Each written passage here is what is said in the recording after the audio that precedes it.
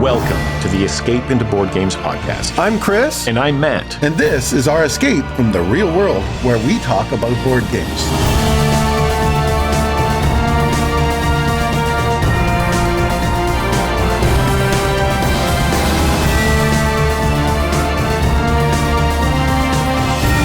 It's date night at the Board Game Café. So please join us for the Escape into Board Games podcast.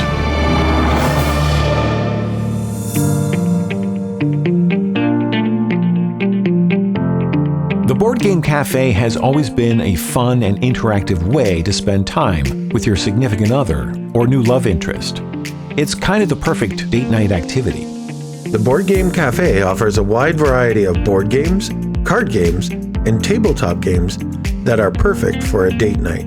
The good board game cafes will have board game teachers or gurus that will go from table to table to help solve rules questions, offer game suggestions, and even in some cases, teach entire games. In this episode, we'll be exploring some of our favorite games to play at the Board Game Café, as well as offering tips and tricks for making the most of your time together. Whether you're a seasoned board game enthusiast or just looking for a unique and memorable date idea, we hope that this episode has something for everyone. So grab a cup of coffee, a snack, and your favorite gaming partner, and let's dive in because it's date night at the Board Game Café.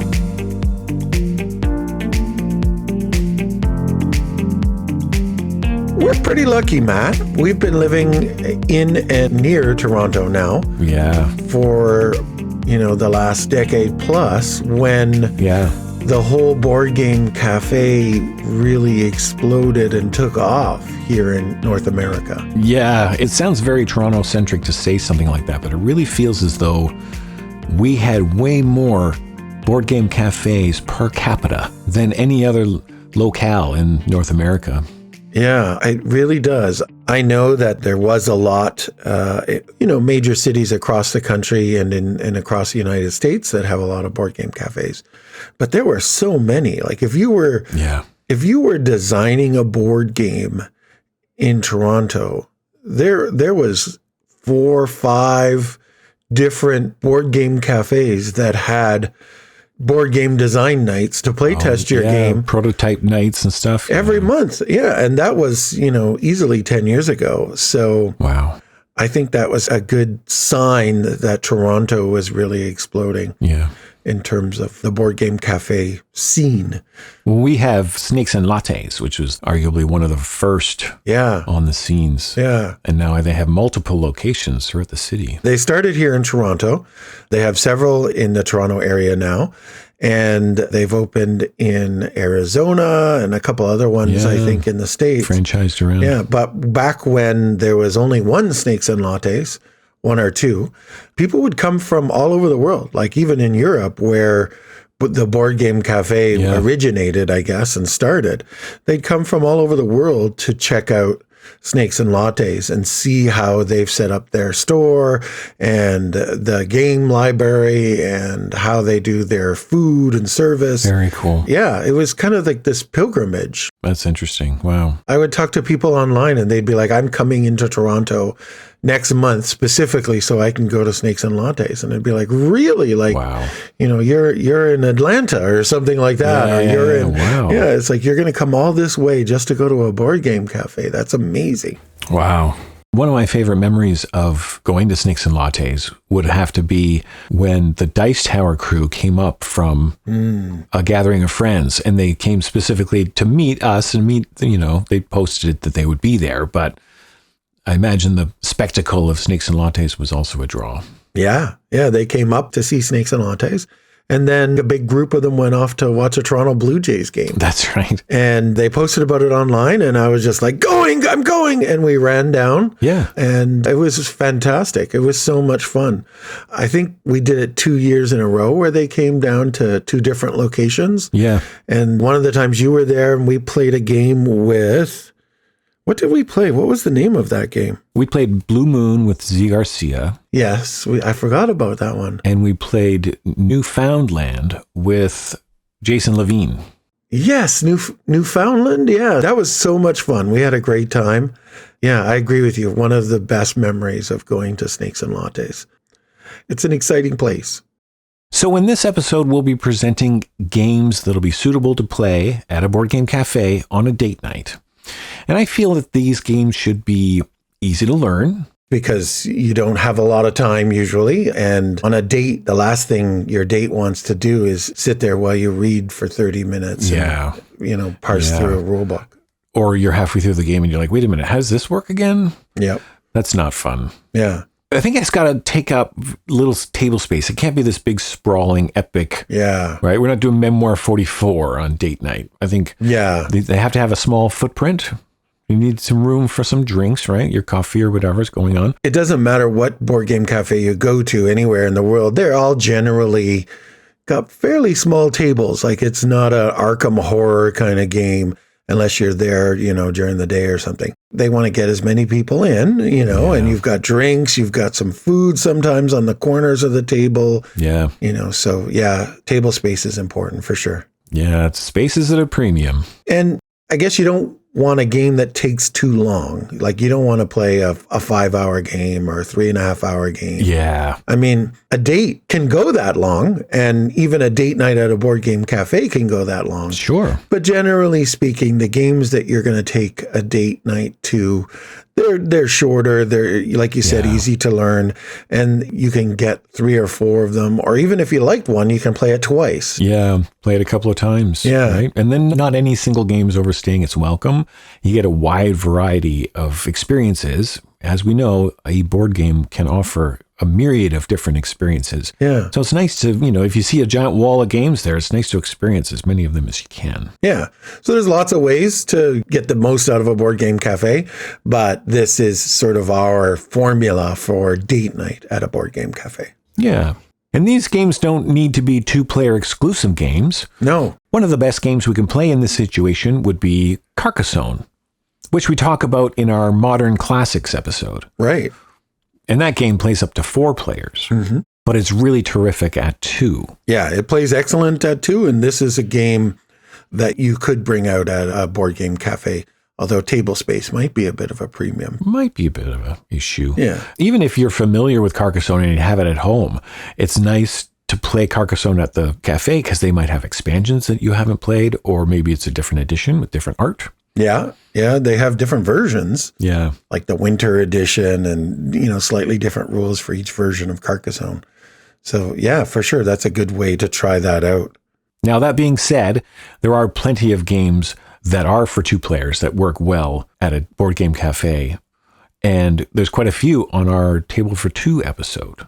Yeah, and they would be appropriate for what you would play on a date night in a board game cafe.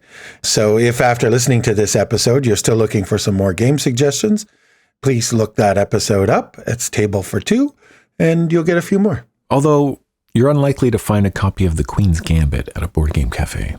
Yes, that's right. A Little Wordy. A Little Wordy is a action point, deduction, code word game for 2 players, ages 10 and up, that plays in about 15 minutes. A Little Wordy was designed by Matthew Inman and published by Exploding Kittens in 2021.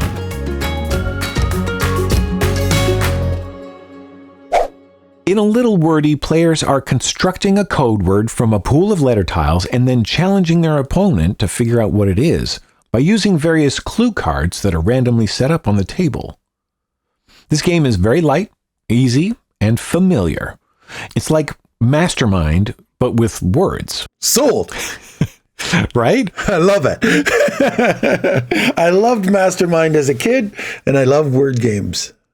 This sounds good. I've never played it. I've never even heard of A Little Wordy. It sounds great. Well, it's by the same people who do Exploding Kittens. Right. So that's the guy from the Oatmeal, his publishing company. Mm-hmm. He did this Exploding Kittens game and it took off. And now he's done quite a few games. We remember Throw Burrito. Yep. And I didn't even hear about this one until I found it on the shelf. And I thought, So when you start the game, you're given a little player shield and there's 2 bags of letter tiles, one vowels and 1 consonant. So you pull out 4 vowels, you pull out 7 consonants, you put them behind the screen, and you make a word out of the tiles that you're given. It doesn't matter what the word is, it could be any length at all. And then you write that secret word down on behind your screen, and then you can fold the screen up so that now your word is completely hidden. You shuffle all your tiles back up, and you give the tiles that you started with to your opponent. Okay. And your opponent is doing the same thing, and then they give you their tiles. And from these tiles, you have to figure out what their code word is. Cool. You also take these clue cards. There's 2 different kinds of clue cards. There's vanilla clue cards and spicy clue cards. Okay. And you take a random 8 and spread them out on the table. So every time you play this game, it's going to act a little different. Cool. And then you take actions on those cards. So on your turn, you can go, well, I'm going to activate this action card. This is, you have to tell me what the last letter of your word is. It's going to cost me 1 berry. And so you go to the pool of berries and you give them a berry from the pile, and they tell you what the last letter is. You get a little dry erase marker, a little board, you write down your notes. Okay. And it's through this process that you have to figure out what their word is. There's maybe another one where you construct a word with tiles and then ask your opponent, is your word longer, shorter, or this length? It costs 3 berries. And they have to tell you, right? So through this deduction, you're able to figure out which letters you're going to be dealing with, which ones you're not. The spicy clues are a little different. You have to offer up a little information. Like maybe if there's a tile that you both have an E in your collection, you can say, okay, I'll tell you how valuable this E is to your word if you tell me how valuable my E to my word. And that kind of thing. There's a trade-off. That clue will be a little cheaper, but then also you're giving information. And it's a bit of a race, right? Once everybody's figured out what the clue words are, the player with the most berries wins. Cool. That sounds fun. That sounds really, really good. It's really clever. I like it a lot because all the cards that come out, the clues that come out, it could be different every time. I don't know if you're familiar with the oatmeal, but they do have really funny art on each of the clues. It's all bird themed because wordy and birdie rhyme, I guess. I don't know. Right. And so this card has a sparrow shooting a bow and arrow, and it's called Bow and Sparrow. And for 2 points, choose a letter from the set of tiles in front of you. Your opponent tells you if that letter is in their secret word. So that's like a cheap little one. Yeah. How about YOLO Dodo? There's a dodo bird riding a skateboard through a flaming hoop. Because he only lives once. And it says rhyme time. Your opponent says a valid word that rhymes with their secret word. If no rhyming word exists, they have to make one up. This costs 5 berries. A lot of information on that card. The Raven is a raven with a gold chain holding onto a glow stick. He's at a rave. He's dancing at a rave. He offers the consonant count. And for 3 berries, your opponent tells you the number of consonant tiles in their secret word. Nice. And so it definitely has that oatmeal humor, right? The same kind of jokes you'll find in Throw a Burrito and Exploding Kittens. Right. It's that funny art with the pudgy animals and the ridiculous names for stuff, which adds for it's a 15-minute game and you're getting this cute little. Yeah. I think it works. That sounds really good. I want to play that now. We have to put that on our list to play for sure. That sounds like a good date night game for people who like Scrabble or Bananagrams, those kinds of games. Yeah. It's super light. I like the deduction, right? I like the fact that it's like a bit of a puzzle. Yeah, and it's 2-player only, is it? It is, yeah, 2-player only. Yeah, it's like 2-player Wordle meets Mastermind sort of thing. It's kind of like that. Yeah, very much so. I like that a lot. Board game cafes often have people to help you with the games, answering rule questions or suggesting games based on your play style and preference. Mm-hmm. And in some cases, they'll teach entire games. But if you're going to rely on a guru to teach you a game, it had better be an easy game. Don't ask the guru to teach you Anachrony or Mage Knight. Right. Yeah. You don't want something that's going to take them 45 minutes at your table teaching you this 3-hour game and all the intricate rules of it. Yeah. Oh, that's in the appendix. Yeah. Check the appendix book. I'll look in the rule book and you check the almanac. Yeah, exactly. And they don't know every game in their collection, right? I mean, that's true. A lot of this staff, they know tons of games and they know how to teach them, and they go through training on how to teach games, and they talk to each other about, how do you teach this part of this game better, that kind of thing. Yeah. But they don't know every game in their collection, that's for sure. While most of the games in this episode are very straightforward and easy to learn, the next game has an elegance to it that makes the teach/play ratio really, really exceptional. Kingdomino. Kingdomino is an open drafting, tile placement, medieval city building game for 2 to 4 players that plays in about 25 minutes. Kingdomino was designed by Bruno Cathala and published by Blue Orange Games in 2016.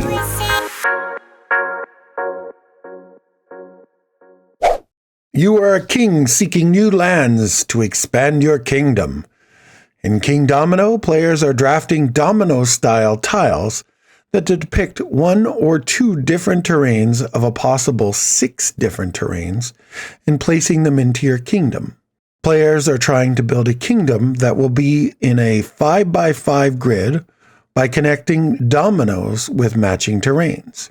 There's fields, lakes, mountains, villages, forests, and gardens. So there's 48 of these domino tiles. In the middle, you have a castle that's your own, and you're going to be placing the tiles around it. Each domino tile has a number on the back. So when you start the game, you draw as many domino tiles as number of players. Once they're arranged in order from lowest to highest, then you flip them over to the terrain side. So the objective of the game is place matching terrain tiles together into lands. You want to get crowns that are printed on some of the tiles. This is a little crown icon. Yeah. And that lets you multiply the number of squares in your land times the number of crowns for points at the end of the game. So you've got a domino tile with 2 lakes next to another one that's got a lake and a field.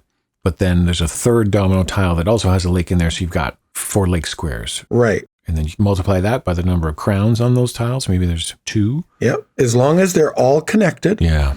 And you have, 1 or more crowns, you're going to multiply the number of squares. So 4 times 2 crowns would get you 8 points. And you're doing that for the fields, and you're doing that for the mountain tiles. Exactly. Yeah. You're doing it for all the different terrain types at the end of the game. Yeah.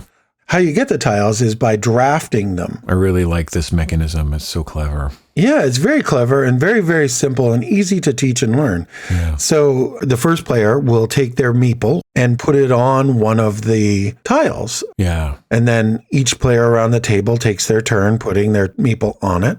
And then the lowest numbered terrain tile, the lowest numbered domino. So the one at the top. Yep, the number at the top goes first, and they pick their tile and they add it to their kingdom, and then the next person and the next person.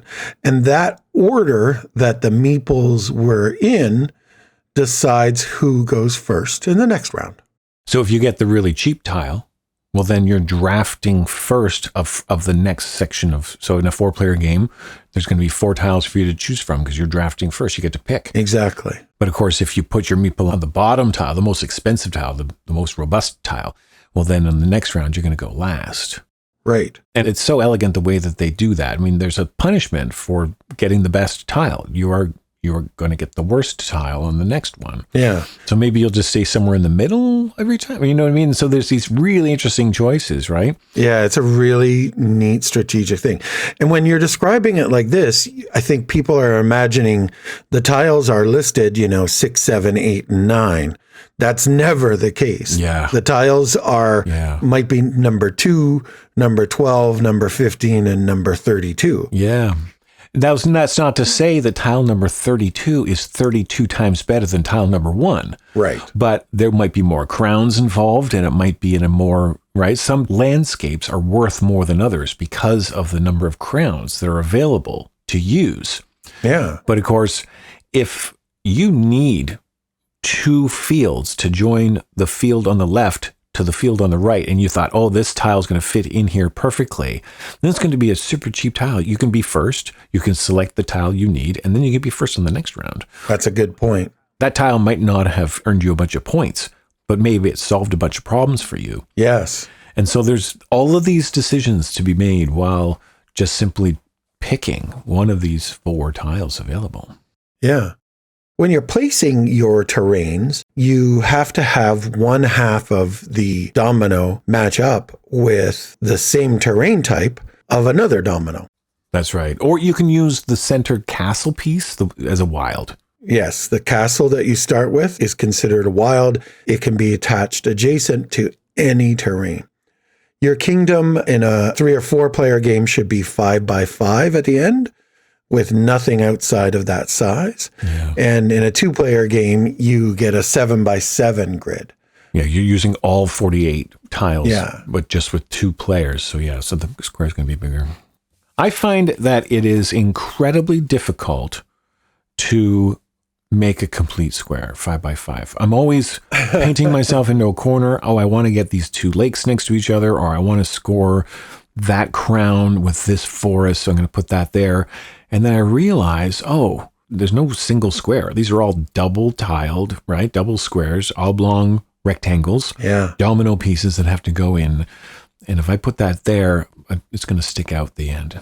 Yeah, and the idea is you can't just place any tile anywhere. Yeah. So near the end, the last turn or the last couple turns, if your mountain sections are all on the bottom right and they're all enclosed with other tiles, then you probably can't use any more mountain tiles in the few spaces that you still have available. And there is a little bit of player interaction. Like people can work to take away tiles that you might want in that way to kind of give you, but all they're really doing is taking away a couple extra points, right? That's true. Yeah, it's not so much, and it's hard to hate draft, I guess, in this game. It is hard. I guess you can, but it's possible. There's so many factors in that decision. Yeah. Do I want to go first next time? Do I want these? Yeah. These particular terrains are more useful to me than the more valuable terrains at the bottom. Yeah, that drafting part is really the meat of the game. That's where the biggest decisions come from. And that's how you have some player interaction. That's how you plan your strategy and what happens on future turns. Obviously, there's some luck because, you're drawing tiles randomly. Sure. And like you said, some of the lower number tiles maybe aren't quite as valuable at face value as some of the higher number tiles are. So in terms of scoring, we've already said that, you multiply the number of squares by the number of crowns in each terrain. So you score a point or a certain number of points for each terrain type that you have in your kingdom. But they have to have crowns. If you have no crowns in your gardens, it's 0. You can't score. Yeah. Yeah.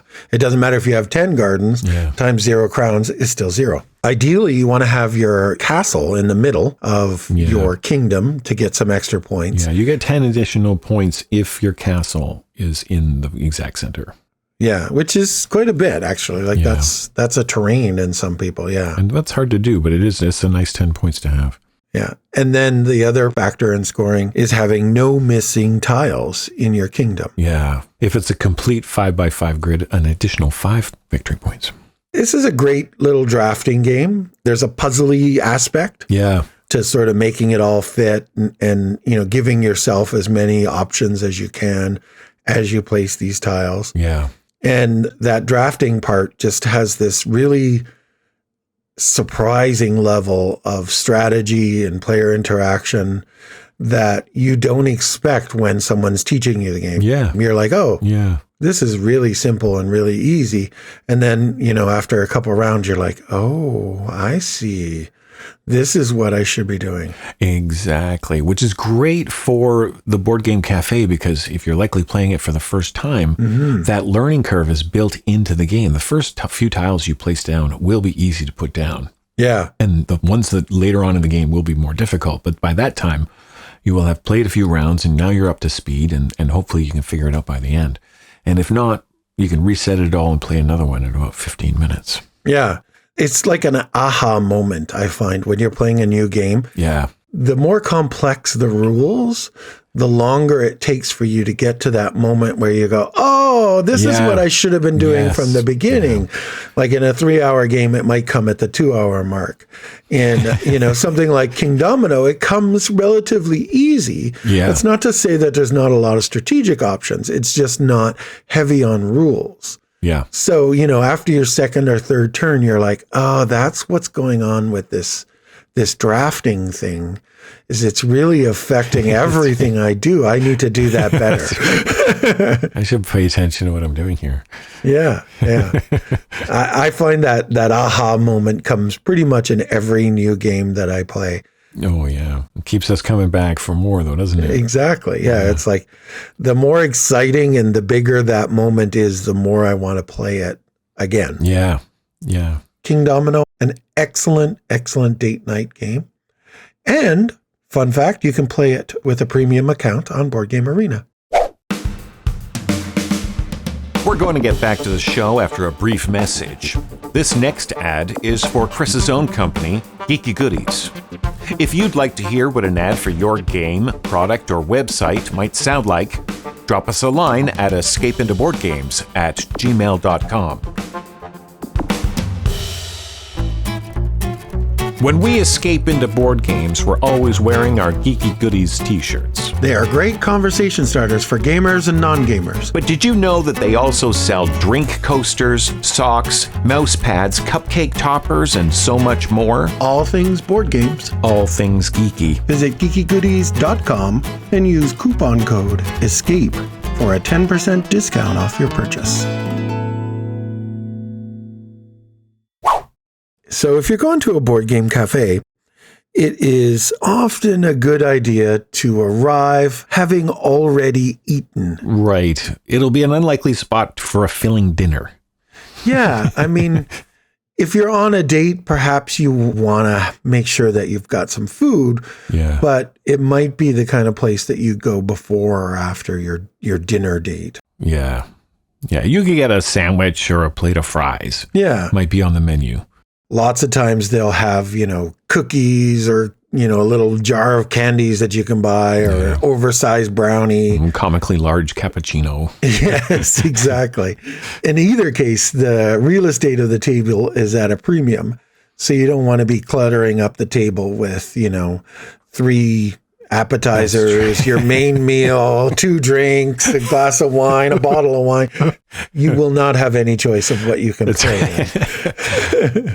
But it's a good place to get some finger foods, load up on snacks. Yeah. And when you are loading up on snacks, then it's a good idea to play a small card game, maybe with a tiny footprint. Right. And so let me recommend, while you're nibbling, Fox in the Forest. Fox in the Forest is a beautiful 2-player-only trick-taking game from designer Joshua Burgell that plays in about 30 minutes. Fox in the Forest was published by Foxtrot Games in 2017. Fox in the Forest is an elegant, beautiful, and quite clever trick-taking game for just 2 players. That it is. It really is a beautiful game. Are you a fan of trick-taking games, Chris? I am. I really am. You play a lot of euchre or hearts when you were a kid? Tons of hearts. Oh, yeah. Tons of hearts. Like if we log plays, it would be in the tens of thousands. That's like awesome. And my sister was so young playing trick-taking games. She couldn't hold all the cards in her hand. Like she would lay them flat on the table and we'd put like a box in front of them so we couldn't see her cards. Yeah. That's awesome. Yeah. When I was young, we played a lot of euchre. Mm-hmm. And my oldest brother swears by euchre, like it's a second language for him. But he'll often complain when I bring a game over and say, why can't we just play something simple like euchre? And I'm like, have you ever tried teaching euchre to someone who didn't learn it when they were 12? Actually, euchre is a game I've learned as an adult. I've somehow missed euchre. We played hearts all the time. Okay. My dad was a walking Hoyle's rulebook person. He knew the rules to dozens and dozens of games pretty much by heart. That's awesome. And we played all kinds of games, but we played tons of hearts. But for some reason, we missed euchre. I guess he didn't really like euchre or whatever. Oh, okay. And a friend of ours taught it to us. Thank you very much, Anna. And it is not easy to learn. Yeah. It's a weird one. It's got some weird rules and some weird scoring. Yeah. We tried to play a bunch of two-handed euchre in high school when it got down to, very few people wanted to play anymore. And I found it's okay, but it doesn't work. And I find the trick-taking games in general do not work at two players. There isn't any out there that work at two players. Yeah. But this one does. And that's really kind of where it shines. It really feels like a full-on 4-player game of euchre, that tension, that card play, but then it's distilled to 2 players. It's really quite tremendous. Yeah, it does an excellent job of that for sure. So those that are unfamiliar, trick-taking games are card games where on a player's turn, they play one card from their hand. Play goes around the table, each player playing one card following the same suit as the first card played until everyone has played a card. The highest card wins the trick. And then that player starts a new trick by playing a new card from their hand. That's the bare bones hallmarks of a trick-taking game, and there's a tremendous amount of game design available within those constraints, as proven by new, clever trick-taking games coming out every month, it would seem. That's very true, yeah.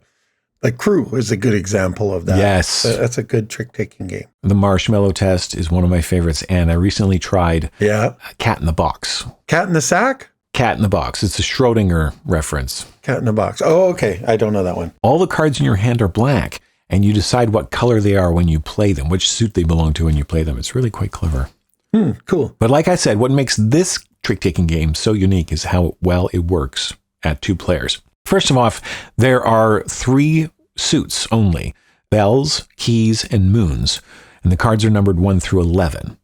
Because there's 3 suits, it's easier to go off suit. Right. In a trick-taking game, when somebody leads a bell, for example, you have to follow with a bell. Unless you don't have a bell, then you could play a different card and potentially activate powers or use your decree, right, which would then trump the card played. And like you said, because there's less suits, it's easier for you to run out of a suit and then get to play this card that's off suit. I mean, that's always the fun part of these trick-taking games, right? Is playing off suit. Exactly. That's where the fun decisions lie. Yeah. Another thing that's unique about Fox in the Forest is all the odd numbered cards have special powers. For example, when you play the 5, it allows you to pick up a card from the unused cards in the center of the table and swap it out with one from your hand. Cool. Quite often in trick-taking games, there is a trump suit, or in this game is called the decree suit. And that is the suit that is more powerful than all the other cards. So like we were mentioning, when you go off suit, somebody plays a bell. I don't have a bell. I can play the decree card, let's say a 2. And because it's the decree suit, it beats the card played. Right. Even if that card is a 7 or a 9. Yeah. Doesn't matter the value because I'm able to beat it with this special suit. Right. If you play the 3, it allows you to change the decree card. So all these little things are really, and now you would think, well, if every other card has a special power, doesn't that get carried away? Isn't that kind of crazy? Like there's all these special powers happening. Well, there isn't. There's only 6, and most of them do something very, very subtle, like get another card. They're not super overpowered. They're not super overpowered. They're very, very subtle, but they do change the game in interesting ways. Mm-hmm. The 1, obviously, is the lowest card. It's not going to win any tricks. But if you play the 1, you'll be able to be the leader of the next trick, even though you lost. Right. The other thing that makes Fox in the Forest unique is that you're not trying to win all the tricks. Yeah. Each hand of Fox in the Forest is 13 cards, and so 13 tricks. But you want to win between 7 and 9 of them. If you win 10 or more tricks, then you're labeled greedy. That's right. And you don't win any points at the end of the round. And your opponent will be labeled humble, and they'll get 6 points. The game is over when somebody's over 21 points, and the person with the most points wins. So this is very interesting. It's almost that shoot the moon, which you'll find in a lot of trick-taking games. For example, euchre, you can say to your partner, I'm going to go alone, and you can play against your two opponents all by yourself. And if you get all the tricks, then you get a big ton of points, right? Right. It's like the shoot the moon thing where I'm going to do everything. Yep. And so that's what this is, except you're trying to lose every trick. Cool. And if you think about it, that's just as difficult as trying to win all the tricks. Yeah, exactly. It's just as hard because you could have good cards in your hand that you have to get rid of and not win somehow. And is really the decision space in this area is really, really clever. Yeah. I like it a lot. And the art on the cards is gorgeous. Each of the special bonus cards has a different name. All the threes are foxes. And so the keys fox is a snowy fox with white fur. And then the bell fox is a traditional fox with orange fur. And the moon fox is all silhouetted. So it's kind of interesting, right? There's different art for each of the suits. And they're beautiful. There's these paintings of foxes that just, it's almost a shame that the cards are so small because you want to see the art a lot larger and bigger because it's quite beautiful. Yeah, it's nice. Fun fact, actually, Geeky Goodies, we sell Fox in the Forest t-shirts on our site. No way. Yeah, we have an agreement with Foxtrot Games. You can get the fox from the cover on a t-shirt in different colors. Just a little shameless plug there. Nice. What I like about this game for a date night is most people know or familiar with the concepts of a trick-taking game. Everyone plays a card, the highest number wins. There's, a suit, there's the going for it all or shoot the moon. Yeah. That kind of things. Those concepts. It's got all those hallmarks, those trappings. Yeah. Even if you don't know what a trick-taking game is, and you just refer to it as, we used to play cards when I was a kid, right? We played a lot of cards when we were a kid. You probably have played a trick-taking game and are familiar with the concepts of Fox in the Forest.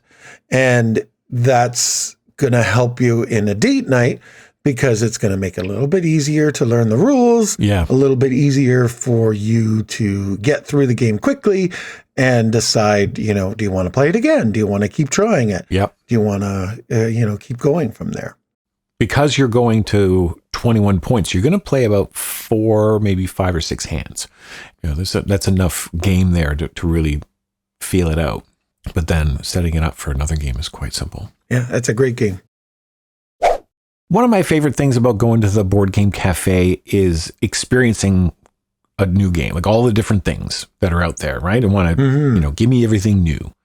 And this new trend that's happening in board games where the theme of a game is no longer persistence farming in the Dark Ages or trading in the Mediterranean. Or space battles. Yeah, space battles.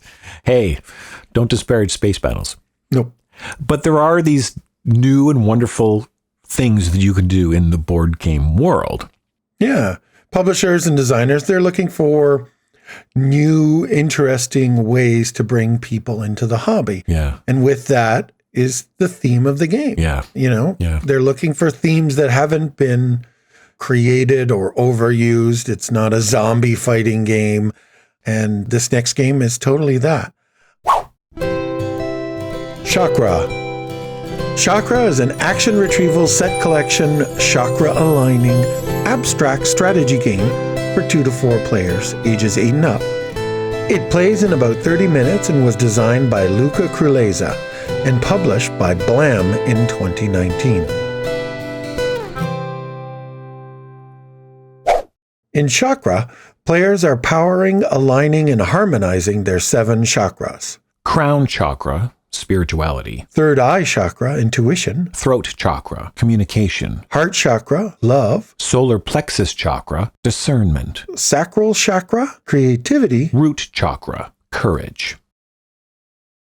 Everything I learned about chakras, I learned in season 2, episode 19 of Avatar: The Last Airbender. No way. That's cool. I have to say, everything I learned about chakras came from friends and this game. That's for me, which isn't much, but it is a beautiful game. It is. I mean, it looks gorgeous. It has great artwork. The components are well done. And, when you put these gems on your board and you're moving them around, it just has this sort of sparkly, mesmerizing kind of look. Yeah. The company Blam, they're a French company, I believe. So they've done games like Noria, Celestia, and Space Explorers. Okay. Yeah. I know Celestia. Yeah. Celestia has got that beautiful 3D flying cardboard ship, right? Yeah. It's like sitting on a cloud and you can put your meeples in it. Yeah. It's kind of cool. Yeah. It's one of those games that you'd walk by the table and you're like, oh, what is that? Oh. Yeah. Yeah. And Noria, very, very simple. I've not played it, but I've seen it and been like, what is that? I want to play that. Yeah, nice. It's got like this spinning sort of 2 or 3 wheels. It looks like a big time wheel or something. I think it's an action board that spins around. And Space Explorers, I don't think it has any of the 3D kind of board pieces, that kind of thing. But it has that really cool 1950s sort of space space program artwork, and the cards look amazing. So their games are known for having beautiful components and just really eye-catching games, I would say. Right on. Yeah. Personally, I feel like Chakra is the top of those for them. Like it's really, really a beautiful game. It's fun and sparkly, and it makes you want to play it. The goal of the game is to gather energy and move it through your body to the right chakra. Okay. If you're the first player to have 5 or more chakras in their correct energies, then you trigger the end of the game. Nice. On your turn, you can draft energy, place tokens, and take actions, or meditate. Okay. When you draft energy, you pick 1, 2, or 3 energies from the board in the middle of the table, which is called the Maya flow. You can never take 2 of the same color.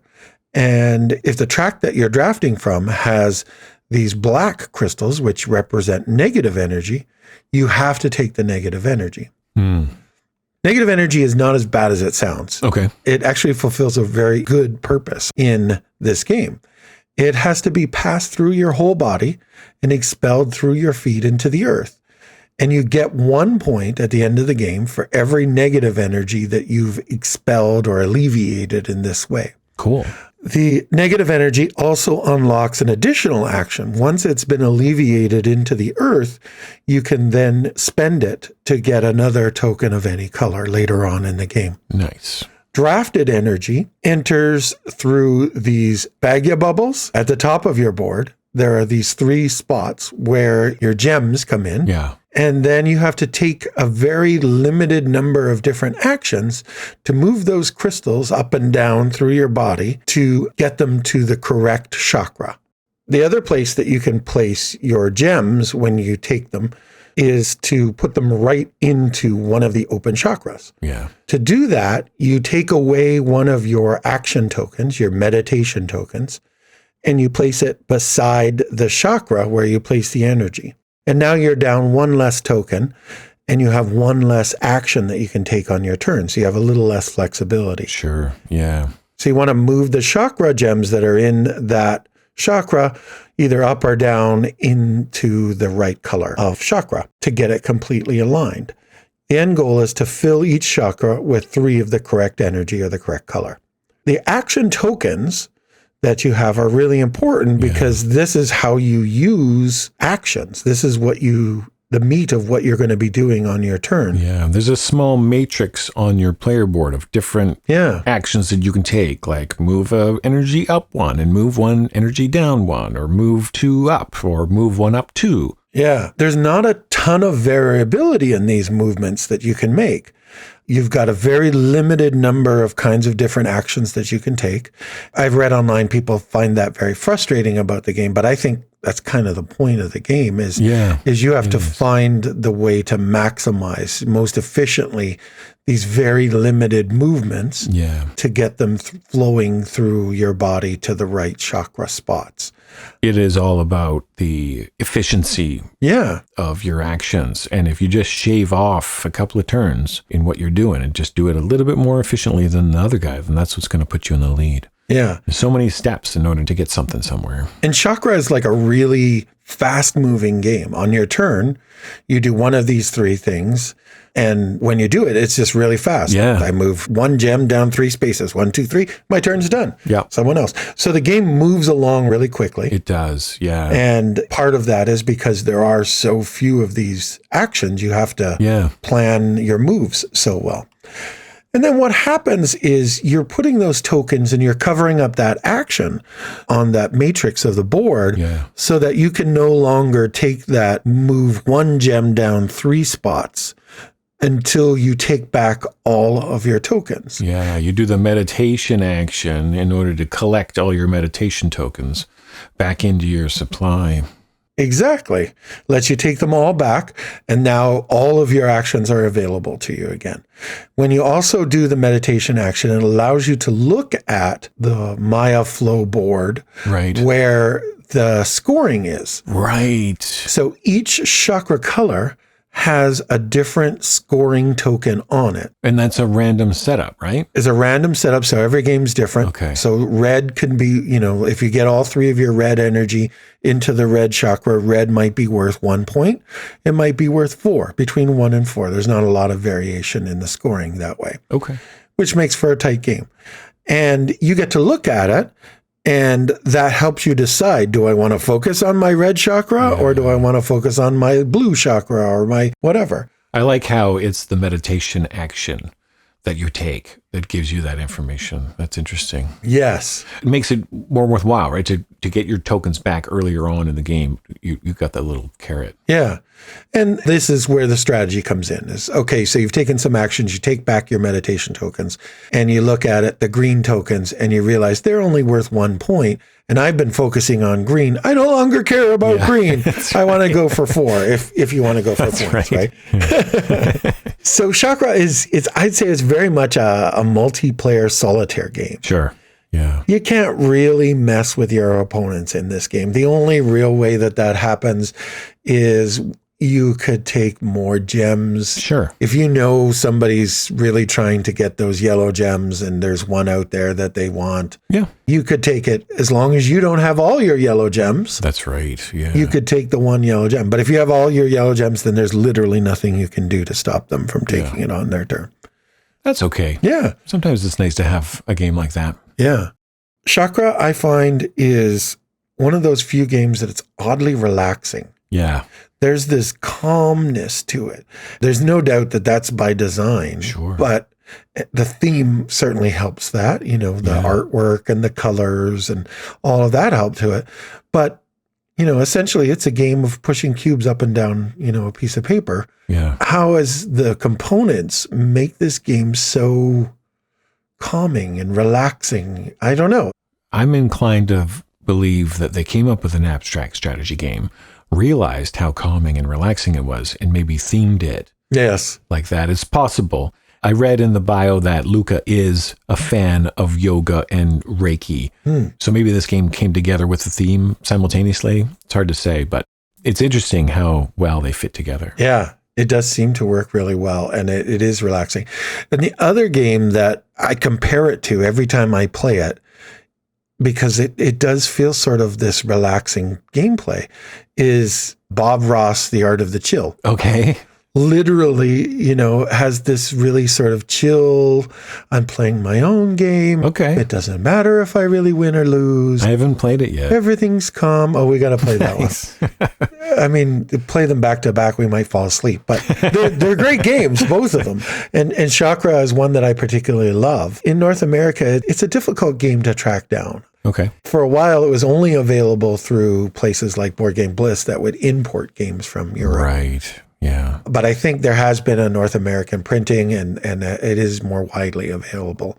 And there's an expansion that you can track down, the Yin and Yang expansion, which does some really interesting things. But as far as I know, that's only ever been printed in French or in Europe somewhere. But yeah, very, very, very good game. If you like games like Azul, that's also another, like that can be kind of cutthroaty. At 2 players especially, yeah. Yeah, but it's still a very sort of chill game. Like it's not, I don't feel like I've got to win. I've got to maximize, it's like, oh, well, and I lost, but I only lost by a few points. So if you like games like Azul, definitely Chakra is a good alternative for that. Certainly if the theme applies to you, if that's something that you're interested in, then this game is a must. You can always try it out. It's available on Board Game Arena as well. You can play it with a premium account. Have you played any of the games that we've talked about today? What's your favorite date game at a Board Game Café? Drop us a line at escapeintoboardgames@gmail.com. Thanks for listening to the Escape Into Board Games podcast. Be sure to check us out on Facebook, Instagram, YouTube, and TikTok at Escape Into Board Games. If you enjoyed this episode, please leave a review wherever you listen to podcasts. It helps more people discover Escape Into Board Games, and you can get an Escape Into Board Games t-shirt at geekygoodies.com/escapeintoboardgames. Or you can help us fuel the show by buying us a coffee at buymeacoffee.com/escapeintoBGS. This episode is produced by Matt McKenzie and Chris Cormier. Sound editing by Matt McKenzie. Production assistance by Sherry Cormier. Music by John Yasut and Daniel Carlton. See you at the next Escape.